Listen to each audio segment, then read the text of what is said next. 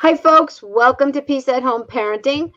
I am Ruth Freeman, licensed clinical social worker and founder of Peace at Home. I've had a very funny day. I'm really glad you're here. This is our live Facebook event on navigating screen time, the new normal. It's kind of a mystery to me, but we have 3 experts here. And I will let you folks introduce yourselves. Aaron, why don't you start? We'll do it alphabetically by first name, and you're AA. All right, thank you. My name is Aaron Weintraub. I'm the director of Kids Cooperate in Tolland and a teacher here at Peace at Home Parenting. I teach classes around special social emotional needs and screen time, among other things. And I'm glad to be here tonight talking about a topic that I know is on a lot of parents' minds. You're next, Amy, alphabetically. Okay. We're all A's. Wow. So I'm Amy Alamar. I'm also a teacher at Peace at Home. I have specialized in education and conversation with kids. And what I'm most interested about in this topic is I am currently raising 3 teenagers as well. So I'm here right alongside with you and looking at how the dynamics around screen time have changed dramatically in this most recent history we've seen this past year.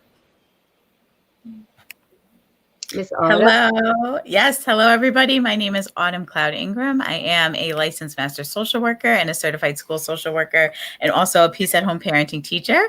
I am very passionate about working with adolescents, and I have for many years.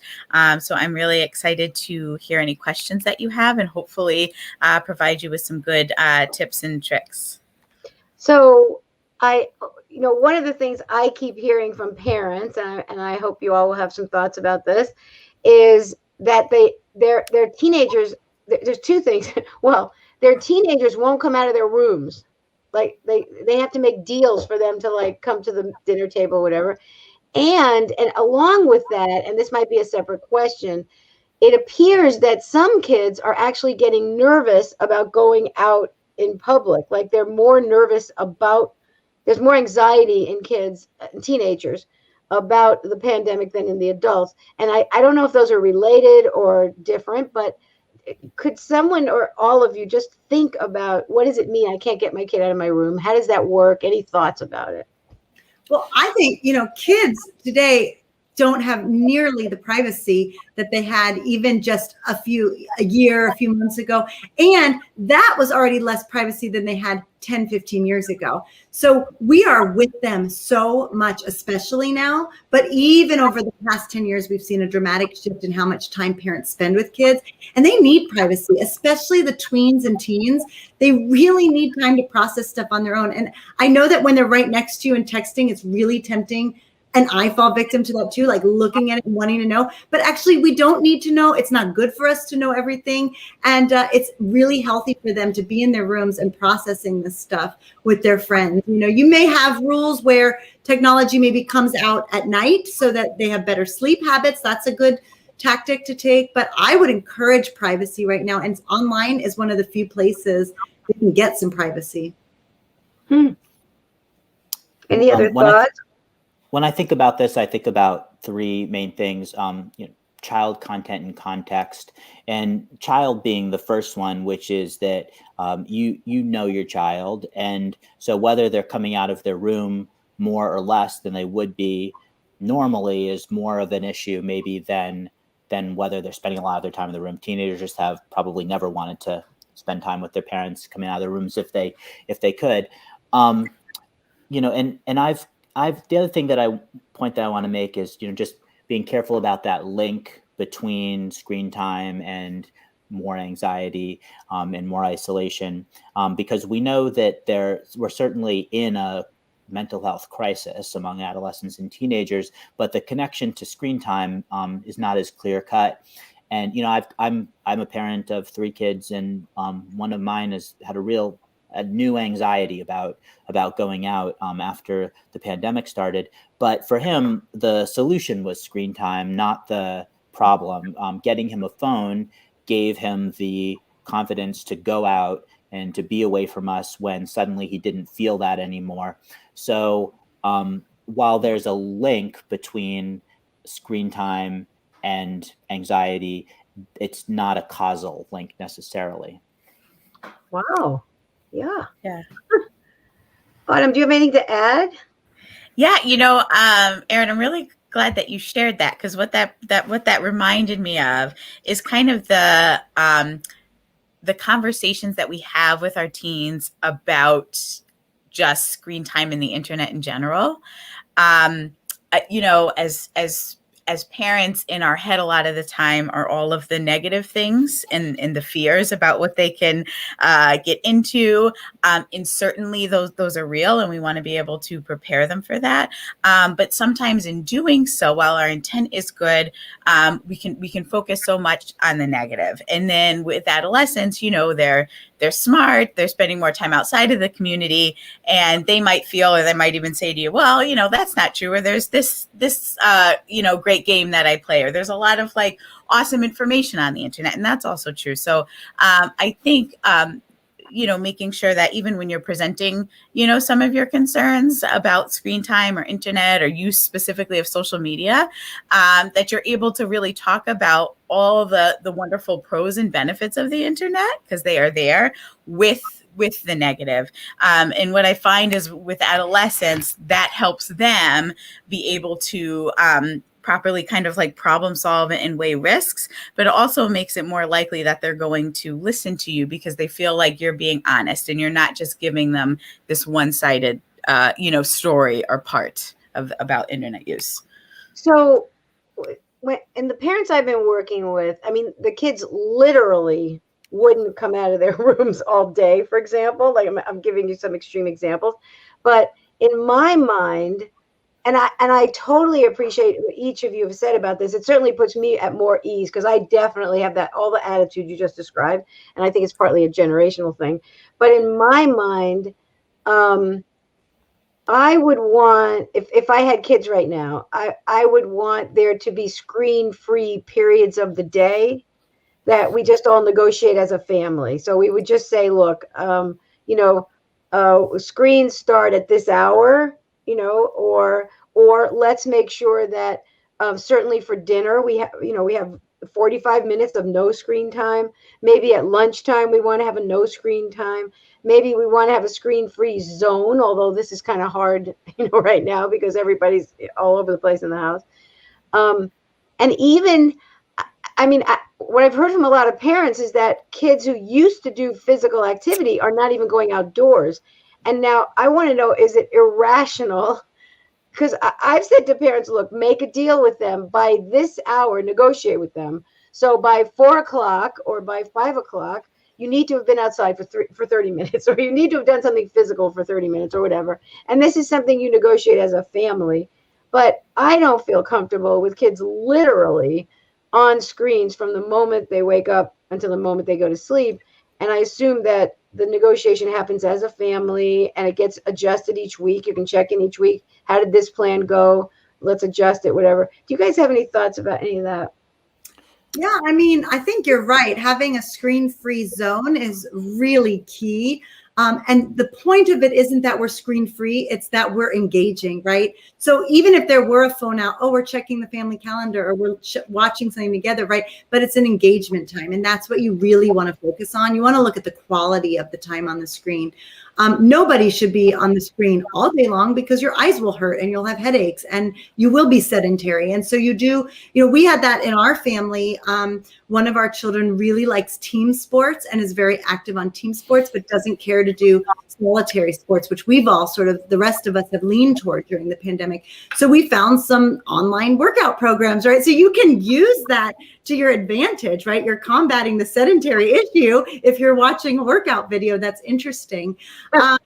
So I think it's important, but I wouldn't make screens the enemy here, because the truth is we're right here on them right now. We're using them to communicate and learn and collaborate. And I think it's really important that we see them as sort of a tool that we manage with wisdom. And we're teaching our kids how to be digital citizens, how to manage it wisely. And so, yeah, there's times off of it, just like there are times, that you're not drinking water or going for exercise, right? So, we have to use it in a way that we would use other tools. I think one of the missteps is when parents just decide, okay, you've been on your tablet enough. Come on and come out with the family, and they just sort of come out arbitrarily. And I think one of the big challenges is to plan this together and have some agreements that we negotiate, and we at least keep it for a week, and then we can review it, or we review it once a month or whatever. But I think that parents just feel like, they feel like they've been on too long. So, let's just move on. Aaron, was there something you wanted to add? Well, I was just going to echo what Amy was saying. And, when I talk to parents about this, I start by just reframing the whole thing from being about screen time to being about screen usage. And so, time in front of a device is not it's not a sophisticated enough way of thinking about the risks and benefits. If we were to try to reframe our relationship with food and eat healthier, it wouldn't make sense for the metric to be food time, the time we spend at the table. But that's the way we talk about screens when we really, we've got better tools to understand what the risks and benefits are. And so thinking about context and content and screen usage, and really just moving away from that whole idea of screen time, because the risks are really, besides eyesight, which comes from staring at, no depth of field of vision, every other risk is basically a risk of omission. So the risks that come with that are the ones that, because you're not doing other things, risk of loss of social contact is because you're not making other social contacts. It's not because of your time on the screen. Risk of obesity is because you're maybe doing that instead of moving. It's not caused by your time on the screen. So reconceptualizing that from the get-go. Yeah, and I also, I know this is obvious, but so many teenagers are socializing via the games. And, parents are describing hearing their kids crack up laughing and having all kinds of conversations via the games. Now, I used to feel like the games would sometimes be problematic if they were doing them too long, but now it's with socializing. So it's the quality of that. And they really need that. Adolescents need socializing in order to launch, in order to develop. Their brains tell them to seek peers, and their brains tell them to seek peers for comfort. Their brains tell them to seek peers for learning. And I think that's really hard. And we have to, as adults in these situations, recognize that huge loss, that kids are having losses, and maybe teenagers are having the most. And we really want to support them to be in touch with their friends in whatever way they're feeling comfortable. Somebody's asking, is there a list to follow? How do we know what is correct? Do you know what that's referring to? I think maybe it's a guideline of screen time, and there are lists. The World Health Organization has one, and the Pediatrics Association has one. I think it's less than half an hour for kids under 1. I'm not 100% sure. But again, I wouldn't put too much stock in that. You could throw a, whatever the expression is, swing a stick and hit an expert on screen time before March of last year. And now it's a different world that we live in. And so I think that you're the expert on your child now. And sometimes, Ruth, your advice was don't make it arbitrary. And I think in general, that's very good advice. But sometimes that happens in my house and it feels right. What? It's been enough time. And when it's not totally wildly inconsistent, my kids respond well to that. Okay, let's do something else. Wow. Rather than having this sort of lingering deadline that they're going to push up against. So I want to say something about that. So Aaron just described that he can say to his kids, okay, let's do something else. And they go, boom, and they close up their screens. That tells me that Aaron has essentially a cooperative relationship with his kids, which means that he often listens to them about their ideas. They sometimes will follow his ideas, and that he has a basically positive relationship with his kids. If you're constantly battling and having power struggles, that approach isn't going to be ideal, and you might have to back up a little bit.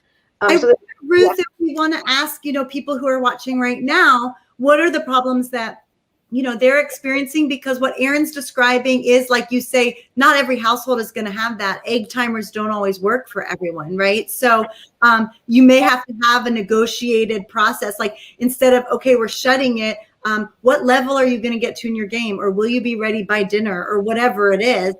so that you're on the same wavelength with them. Yeah. And it would be great if you all would just tell us, what are your challenges? What are your questions? You're mentioning ideas that are not what I'm used to. So screen time is okay. Yes, and I think Erin was talking about quality of screen time and what makes it okay. Is it weird to think that it's weird to think they're socializing when they're playing? It's the new reality. They laugh and connect with friends in that way. I know everybody's describing it. I think what Autumn has to say about that, Ruth, because, we talk, Autumn and I, a lot about promoting independence with kids and the tween and teen years, and they are socializing, but I think we have an opportunity coming up when we do start to do more in person. We can use some of the tools and strategies we've learned online to enjoy this new, it's kind of like they were toddlers again, right? Like we're doing these play dates and we're learning. And so it gives us as parents an opportunity to talk with our kids about, what is it that you want out of these situations? Might you leave the phone at home now? Like, might they be able to do some more of the eye contact and practice some of the skills that we were losing before the pandemic? Autumn, I'm curious what you think in there. Yeah, and so that's a really good point, because a lot of the adolescents that I work with, and specifically a lot of the ones that were, you would call them more heavy hitters with the screen time, were so happy to come back to school wearing their mask in the cohorted situation, to be able to socialize. Majority of the kids that struggled more socially, had, some more social anxiety, they were particularly so happy and had said to me, and even in talking with teachers and with talking with their families, that they were like, I never thought I would hear them say that I was excited to go back to school.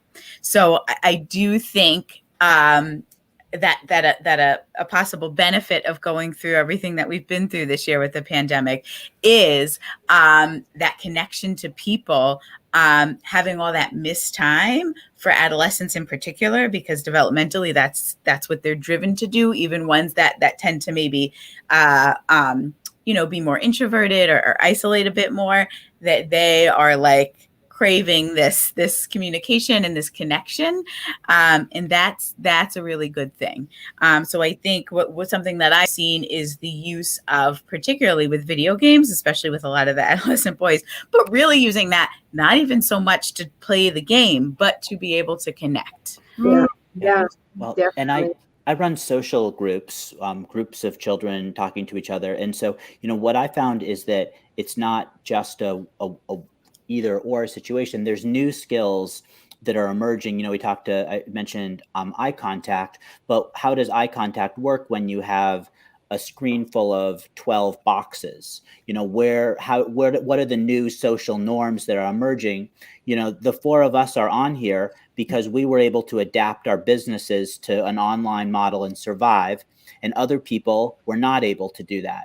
And so the skills that children are learning, the new social norms that are emerging, when is it okay to have your camera on, when is it off, when do you turn off your mic, when do you leave it on, how do you use the chat? These are important new skills that are going to serve them in relationships and in the workplace.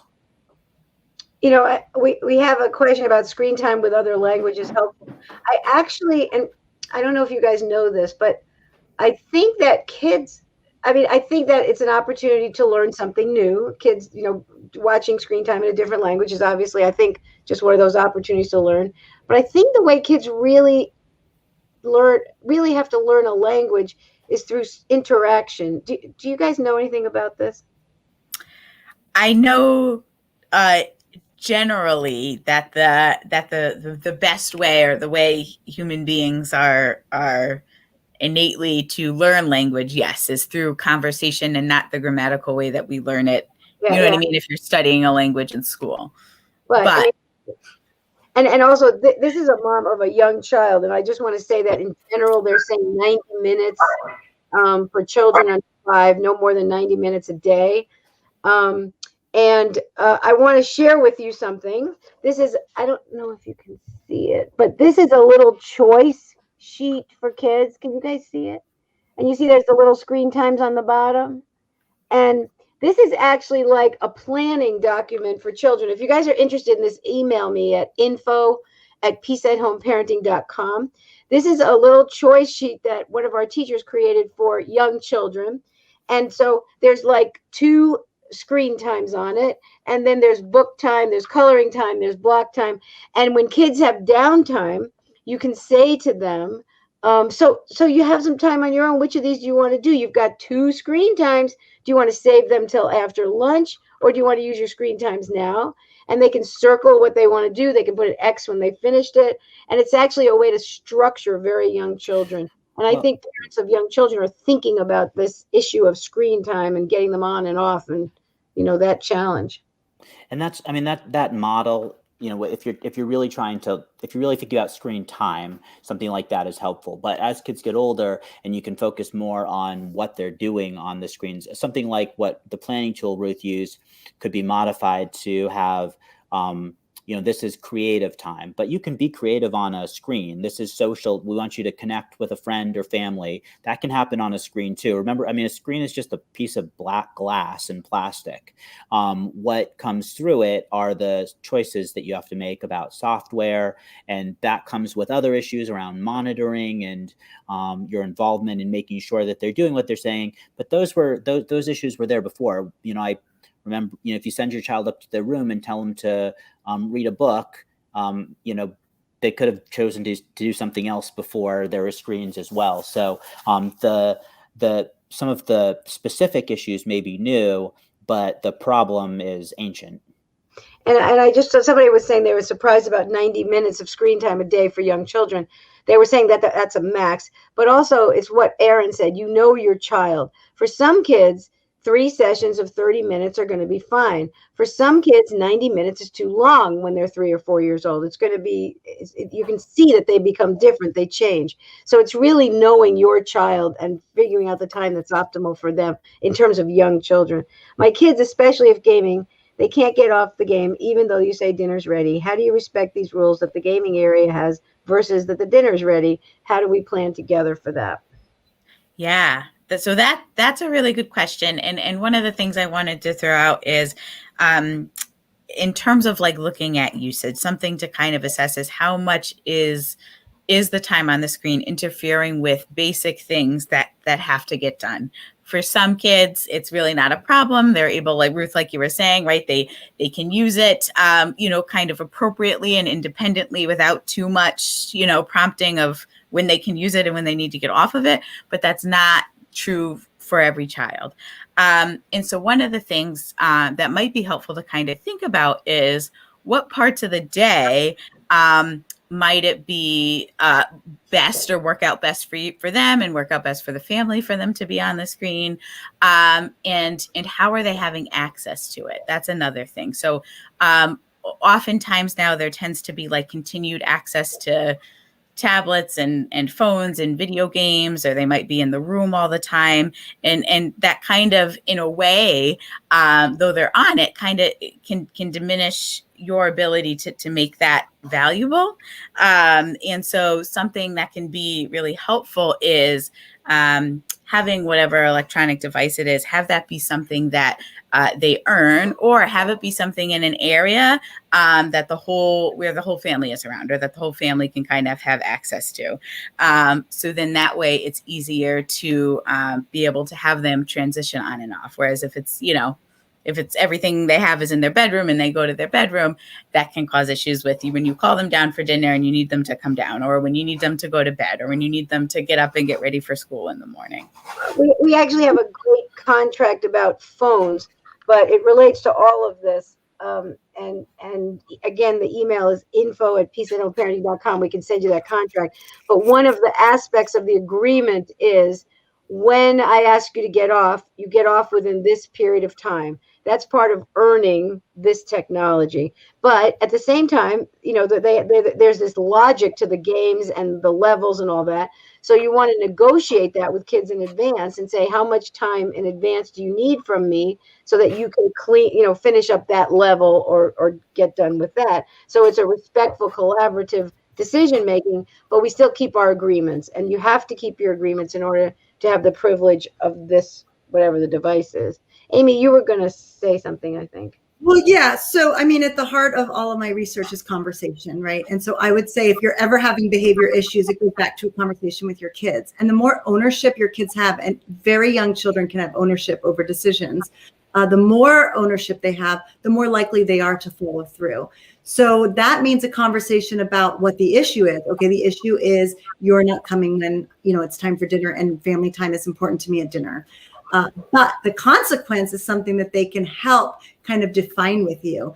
And so we have a whole class on conversations with kids, but we also have a class on, balancing work and school. So we talk a lot in there about routines. And so these go hand in hand, right?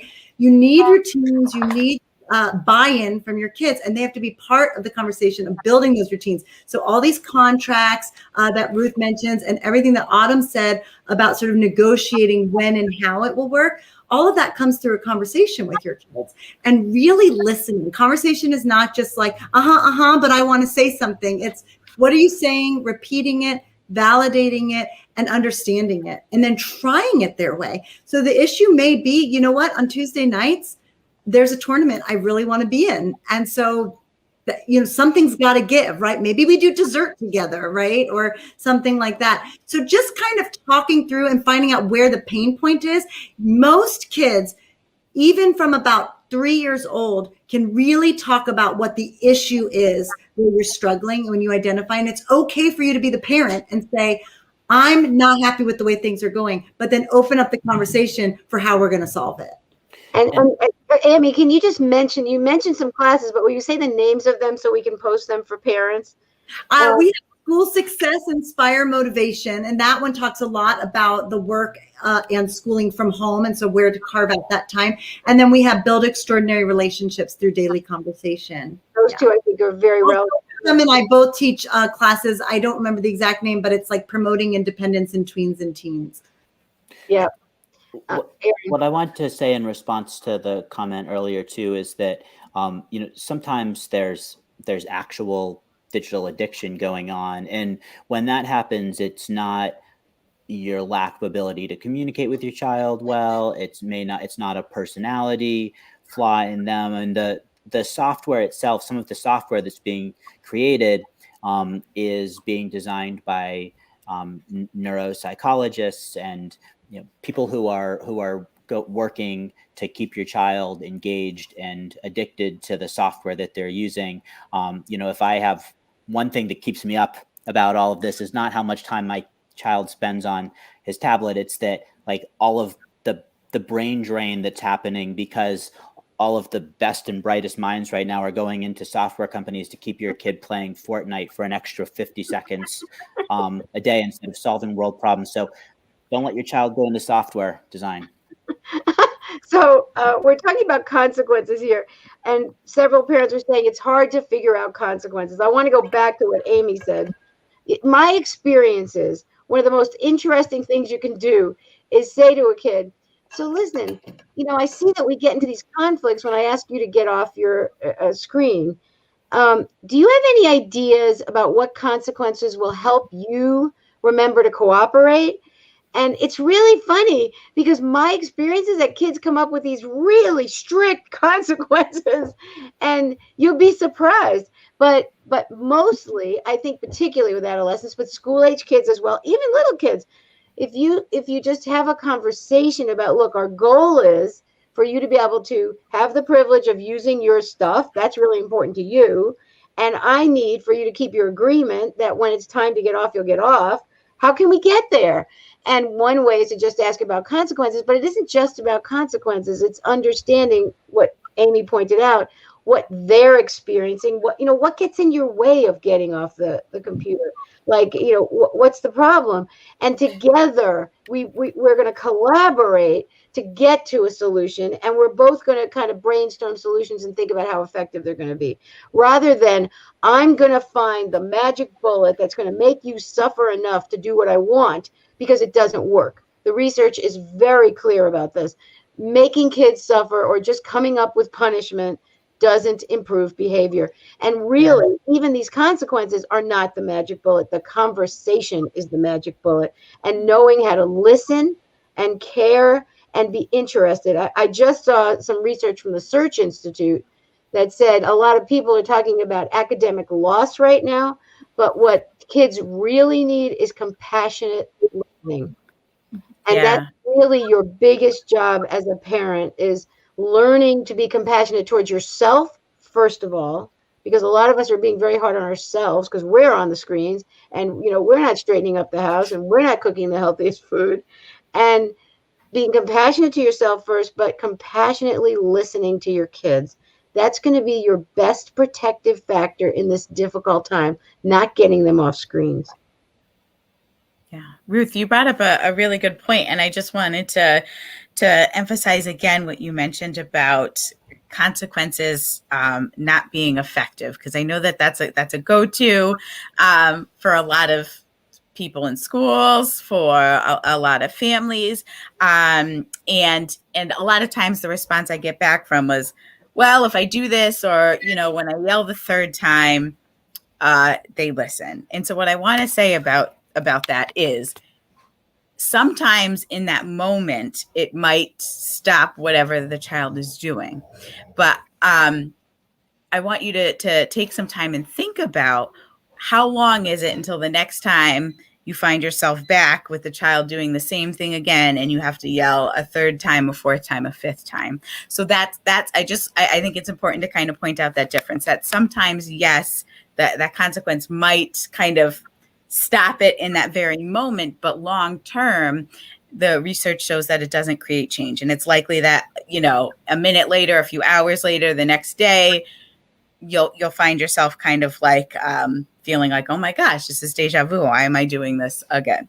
Right. Well, also, what you point out, right, is what we go through as well.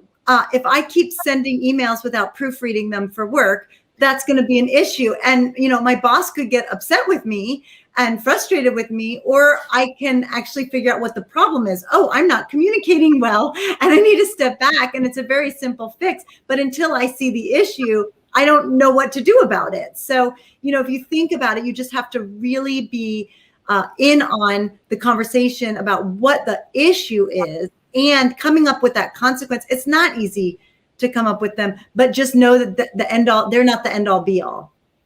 Yeah. Yeah.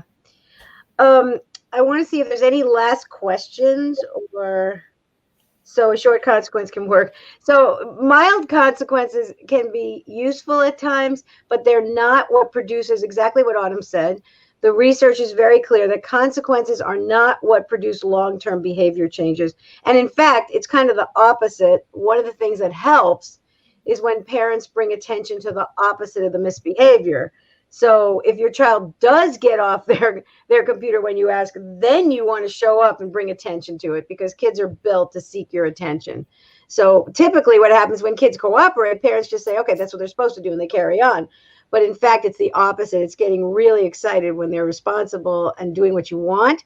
You're going to get more of that behavior. The research is clear that you're going to get it sooner. It's going to last longer, the positive behavior. Any last? Yeah, go ahead, Aaron. I would just say, if you can put the bulk of your energy into setting the stage for cooperation rather than figuring out consequences. Ruth mentioned this earlier, but if you set deadlines and time limits, you're setting yourself up for conflict. But if you establish times, activities, and zones which are screen-free, then you're more likely to get cooperation. So because the dinner table is for conversation and eating only. Then when it's dinner time, the screens are off. Setting certain times of night. By 7 o'clock, we read books or play games to let our eyes adjust to our sleep schedule. So rather than specifically setting up deadlines which are going to lead to conflict regularly, almost every time, I would say, and time limits, same thing. Focus instead on those zones and activities that are screen free, and try to fill up more time with screen free activities. Like, you don't always need a telephone when you go for a walk. You don't need to Instagram your meal. No author likes to be fact checked when you're reading. So find the natural times that are enhanced by being without a screen rather than trying to create dead zones that are screen free. And we're talking about discipline, so I'm going to suggest, Allie, that you post the class Positive Discipline for Peace at Home. I'm also going to suggest that we post the class Be Your Child's Emotions Coach, because we're talking a lot about this sort of thing. We have a comment here about how it's really difficult for parents who are working at home because they're leaning on those screens. But I want to hear your thoughts about that. But I just want to remind parents another strategy, and it's related to what Aaron was saying, is the when-then strategy. So it might be that there's certain tasks that your kid really doesn't like to do. Like they don't like to feed the dog. They don't like to walk the dog. They don't like to get the dishwasher emptied. So you can have some agreements, for example, that after dinner, you can get on your screen when the dishes are washed or when the table is cleared. So you do the difficult thing first and they earn the second thing. When this is handled, then you can do this. Let's see, what else? Do you have any other questions? What kinds of consequences could I give if he doesn't listen to me? Watch that class, Peace at Home Parenting. No, Positive Discipline for Peace at Home. And that's going to really give you the basis of how to help kids listen. Listen means, cooperative. And honestly, I just want to tell parents that we often think that if our child isn't following directions and doing what we want when we want it, we're failing as parents. But really, there's a lot more important things about our kids' assets, like being courageous and being curious and having good connections with people. So don't get lost in the do what I want when I want it, and take a look at that class and take a look at the others that have been mentioned. It'll really, really help you to relax a little and understand you don't have to do it exactly that way. Any comments about working at home and kids on the screens? Yes. So, but to your point just before, I would say there was a question specifically about consequences. I think it's tempting for parents to say, you're losing the phone, no phone. That might be inappropriate. You might remember the term logical consequence, right? Like that might not be the logical consequence because we do use the phone for so much. So maybe we're gonna not use it for this, or maybe you choose the day you don't get it, right? Like you want to play with that. You don't want it to just be all or nothing, because again, it goes back. I don't want to harp on it, but it goes back to the conversation and what it is that needs to happen. So don't just make sort of random, cut them off kind of punishments. But in terms of balancing with the screen and work, I mean, we use it. And again, I'll just say it's a tool, right? And it's something that we need for our own work, many of us. And so the kids do too. And it's important. I would encourage, the best thing is to carve out your special time. Again, we go through the extensive routine building and really figuring out who needs to be where and when, and how do we provide that privacy in that class. But thinking about, what are my non-negotiables? I need it quiet from 1 to 4, right? And what are my kids' non-negotiables? They need crayons and glue or computer and book, in this space, and I need to stay out of it. So, promoting them to advocate for themselves with their school so that you don't have to be part of it. First graders can log on by themselves. I teach kindergarten through 5th in reading intervention. They can log on by themselves. They can get there. They can do the work. So trust them, teach them some independence, enjoy it. Yeah, and celebrate it. Before we wrap up, I wanted to see if there's any last questions. This is your last chance. You have 4 of Peace at Home's teachers here right now, which doesn't happen all that often. I want to ask each of you if there's any last observations or comments, or if you're going to leave one thing with parents, what is it that you want to leave them with? I would say the biggest thing is thinking about, and Aaron, I think you did a fabulous job talking about it too, but just thinking about how we're having the conversation about screen time and making sure that it's balanced and that we're talking about, not just kind of all the negatives and the worries, but the positives with that, so that our children, that's how they're going to learn, again, to be able to problem solve and just have that understanding of things aren't all black and white in life, and they're not all good and all bad, but we need to learn how to use the internet and how to use social media appropriately, but not that it's all bad. So just taking some time to kind of think about how have you talked about it? What are your fears about it? And maybe write those down, and then maybe balance them with, kind of the opposite thought. And then, begin to have conversations that way. And then as far as the consequences, because I know a few questions have come up about that. Another thing you can think about is what could be like a reward for your child. Maybe there's something a special thing that they really like doing with you, or watching a movie, or, if it's an older teen, going somewhere, whatever it happens to be. But what's something special with you, because that's that engagement and building relationship piece that they can do for following through with whatever the family's, screen time rules are. Great. Thank you, Autumn. And to build on what Autumn was saying, I would avoid using screen time as either a consequence or a reward, and instead think about the activities that are being done on that. So just like if your child isn't listening to you or doesn't do the expected behavior, you wouldn't give them extra game time, but you wouldn't tell them they can't talk to their grandparents on Skype. So stop thinking of the piece of glass as another member of your family or a force in your home, and start thinking about what you're doing on that, the child, the content, and the context. Great. Miss Amy, any last thoughts? Yeah, well, one thing that we touch on in many of our classes, and something that really builds empathy and self-confidence, is practice of gratitude. So I would say find the gem in your screen time. For my family, it is watching too much bad television, and we love it together, and that's something we enjoy together. So, find those moments where it can be great, or those moments where your kids do kind of go off into their own world, where you can have some peace, to do what you need to do. So I would try to find the joy in it, because it's so easy to focus on the negative, and we're wired to kind of focus on the negative. And as we practice more and more positivity and gratitude, we start to find it, and it's a great model for your kids.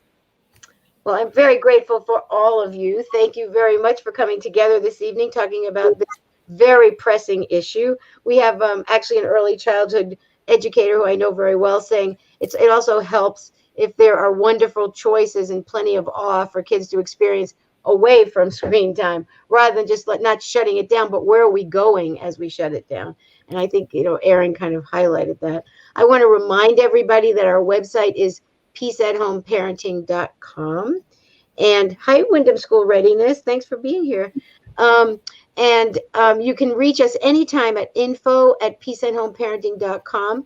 We can connect you with any of our teachers here today and many other teachers at Peace at Home for private coaching sessions. You can interact with teachers in live classes. There's lots of ways to connect with Peace at Home teachers. Just email us or just link to us on the website, peaceathomeparenting.com. And thank you, everybody, for being here. Thank you. Have a great night. Thank you.